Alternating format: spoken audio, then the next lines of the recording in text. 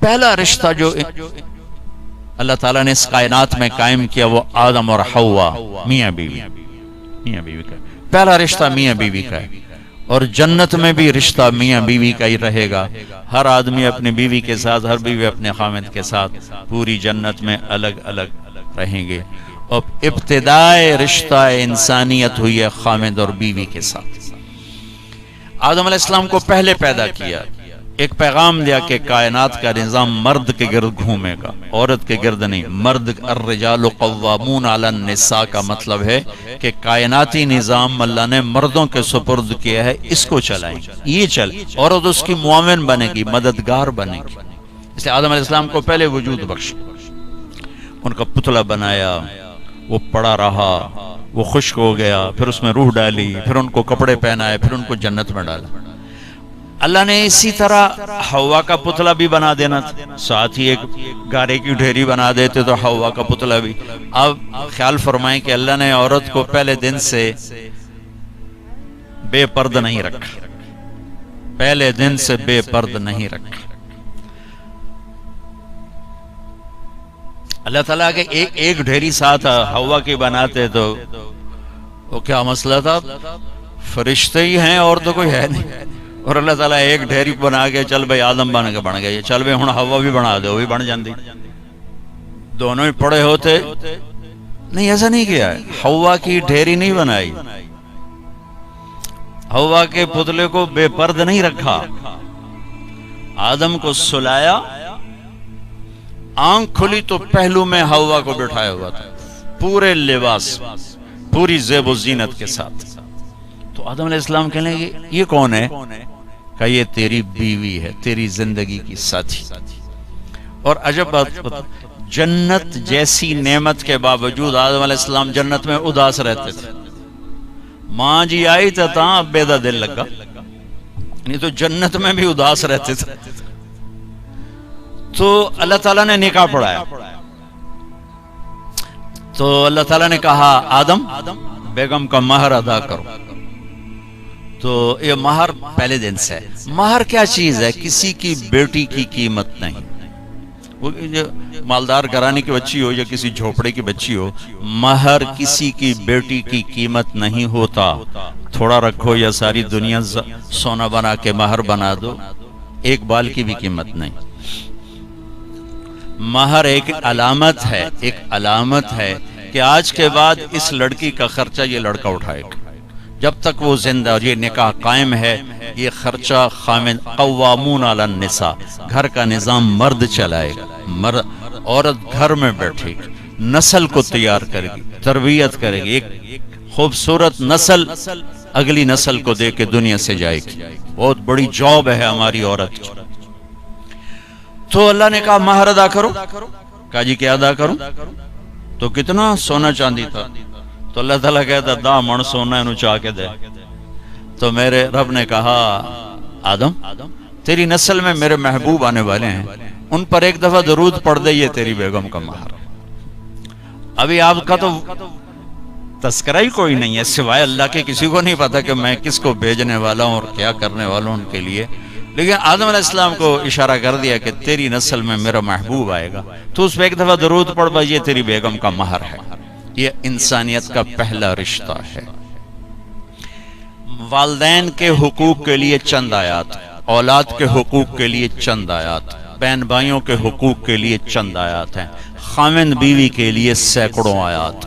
پوری سورت اتری ہے، سورہ طلاق، پوری سورت، سورہ نساء، سورہ طلاق، سورہ مائدہ میں، سورہ بقرہ میں، سورہ آل عمران میں اللہ نے سینکڑوں آیات اتاری کہ یہ رشتہ باقی رہے، کیونکہ اس میں کمزوری ہے، اہمیت کے باوجود اس میں ایک کمزوری ہے کہ ایک بول پہ ٹوٹ جاتا، باقی رشتہ ٹوٹتا نہیں۔ میں اپنی ماں کا فرما بردار ہوں یا نافرمان ہوں، ماں بیٹے کا رشتہ نہیں ٹوٹتا، باپ کا باغی ہوں یا باپ کا خدمت گزار ہوں، یہ رشتہ نہیں ٹوٹتا، بھائی سے لڑا ہوا ہوں یا صلح ہے، یہ رشتہ نہیں ٹوٹتا، لیکن خاوند اور بیوی کا رشتہ ایک بول پہ ٹوٹ جاتا۔ میرے نبی نے فرمایا علی طلاق سے بچنا، جب طلاق دی جاتی ہے تو اللہ کا عرش کانپ اٹھتا ہے، اللہ کا عرش کانپ اٹھتا ہے جب بیجا طلاق دی جاتی ہے۔ ضرورت کے تحت تو طلاق رکھی گئی، لیکن جیسے آج کل کی طلاقیں ہو رہی تو اللہ کا عرش کانپ اٹھتا۔ میں اسلام آباد سے آ رہا ہوں تو وہاں ایک بچی ملی مجھے، کہا کہ مجھے طلاق ہو گئی کہ سسرال والوں کا تیرے ابے گڈی تا دیتی کوئی نہیں، چل واپس، اور خود وہ ڈاکٹر جی طلاق ہو گئی۔ تو اس طرح جب ظلم و ستم ہوتا ہے تو پھر اللہ کا عرش کانپ اٹھتا ہے۔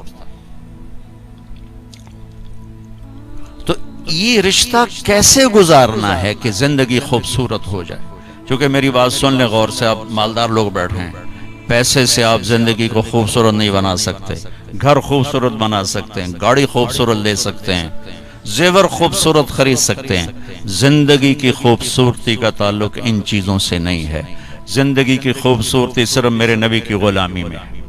نبی پاک صلی اللہ علیہ وسلم ایک پاکیزہ زندگی لے کر آئے، جو اس کے پیچھے چلے گا اس کی زندگی میں حسن آئے گا، جمال آئے گا، کمال آئے گا، باقی ویرانیوں کے سوا کچھ بھی نہیں۔ تو میرے نبی نے 11 گھر آباد کیے ہمیں زندگی سکھانے کے لیے۔ عورت مظلوم تھی ہر دور میں، آج بھی ہے اور پہلے بھی تھی۔ کہیں عورت بھی ظالم ہوتی ہے، میں کوئی صرف ان کا وکیل صفائی بن کے بات نہیں کر رہا ہوں، لیکن جو معاشرے میں ہے وہ بات کر رہا ہوں کہ عام طور پہ دیہات ہو، شہر ہو، اور ہمارے یورپ کی عورت تو بڑی بیچاری مظلوم ہے، نہ وہ ماں ہے، نہ بیٹی ہے، نہ بیوی ہے، نہ بہن ہے، کچھ بھی نہیں، ایک ٹیشو پیپر ہے، استعمال کے اٹھا کے پھینک۔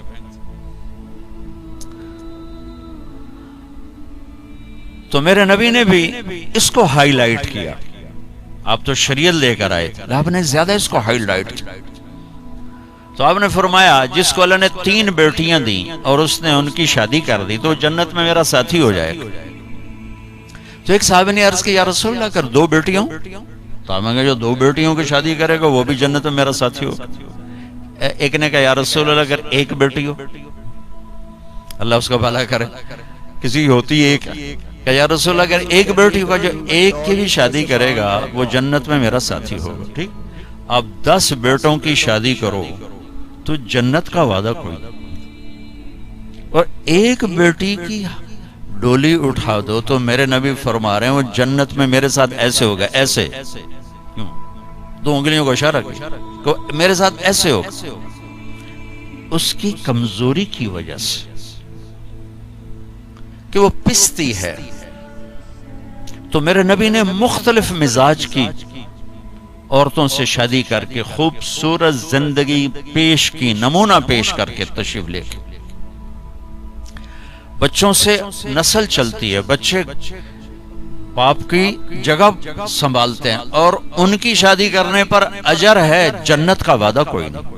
اور بچی پرائی نسل لے کر چلتی ہے، اپنا گھر چھوڑ کے دوسرے گھر چلی جاتی ہے، اور میرے نبی فرما رہے ہیں 3 کی کرے تو ایسے، اور 2 کی کرے تو ایسے، اور 1 کی کرے تو میرے ساتھ ایسے ہے، اور 10 بچوں کی کرے تو اجر تو ملے گا، جنت کا وعدہ کوئی نہیں۔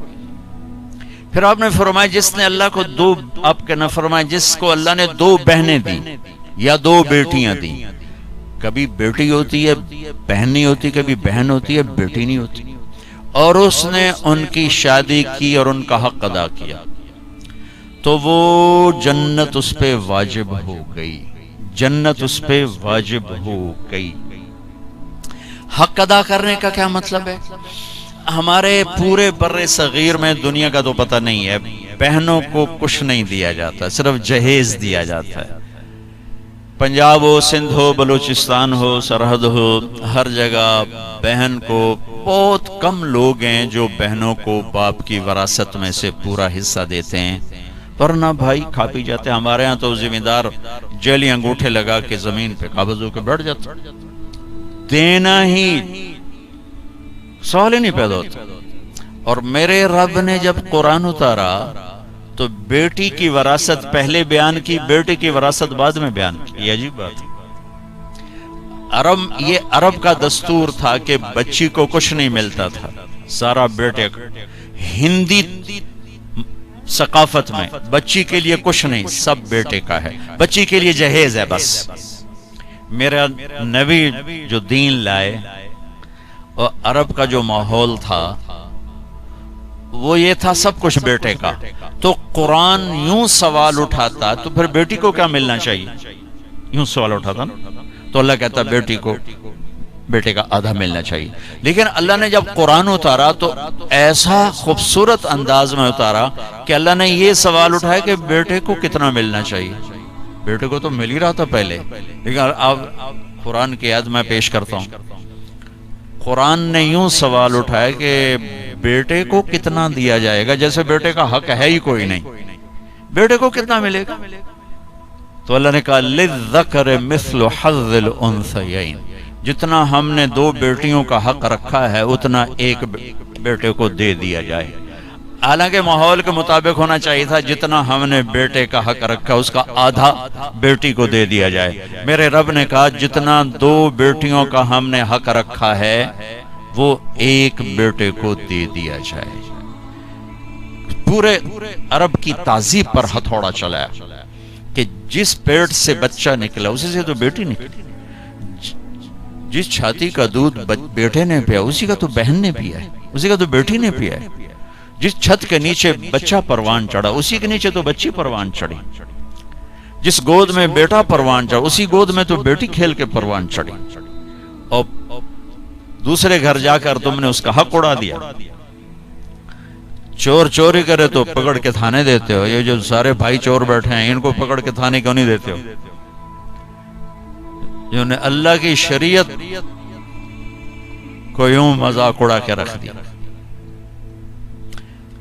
میں ریمنڈ جب پڑھتا تھا تو میں اپنے استاد صاحب جن سے میں نے قرآن کی تفسیر پڑھی ان کے لیے شہد کی بوتل لے کر 10 روپے کی شہد کی بوتل اپنے باغ سے میں نے اتروایا، میں نے پیش کیا کہ استاد جی آپ کے لیے شہد لایا ہوں۔ کہنے لگے کہاں سے لائے ہو؟ میں نے کہا جی میرے اپنے باغ کا ہے۔ اب آپ سوال پہ غور کرو۔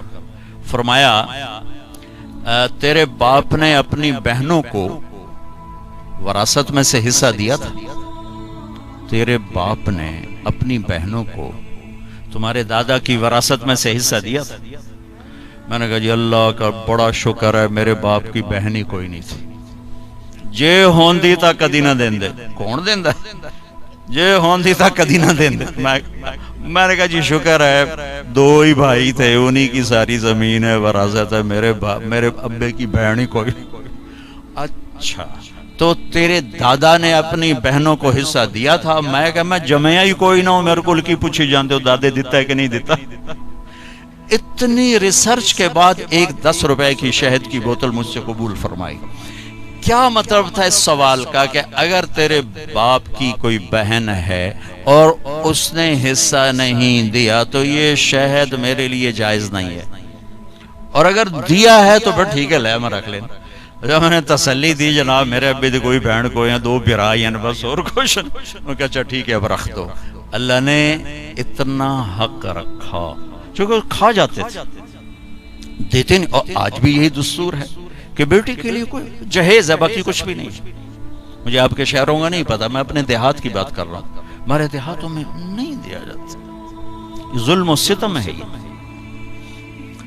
پھر یہی میرے نبی نے فرمایا، بیٹی کا پیدا ہونا عیب تھا عرب میں، تو میرے نبی نے فرمایا اللہ نے جس کو پہلی بیٹی دی بیٹا نہیں دیا اور اس نے خوشی کا اظہار کیا تو آسمان سے ایک فرشتہ اترتا ہے جو بچی کے اوپر اور بچی کی ماں پر اپنے پر پھیلا دیتا ہے، زمرد کے پر ہوتے ہیں، اور وہ کہتا ہے جو تم دونوں پہ خرچ کرے گا اللہ اس کا ساتھی ہو جائے گا، جو تم دونوں پہ خرچ کرے گا اللہ اس کا ساتھی ہو جائے گا۔ یہی جب بیوی بنتی ہے پرائے گھر جاتی ہے تو میرے نبی نے فرمایا اس کائنات کی مختصر سی زندگی ہے اور یہ مختصر سا ساز و سامان ہے، اور اس کائنات کی سب سے اعلیٰ ترین چیز وہ نیک بیوی ہے، اس کائنات کی سب سے اعلیٰ چیز نیک بیوی ہے۔ اور آپ نے فرمایا خیرکم خیرکم لأہلہ، اعلیٰ درجے کا مسلمان وہ ہے جو بیوی سے حسن سلوک کرتا ہے۔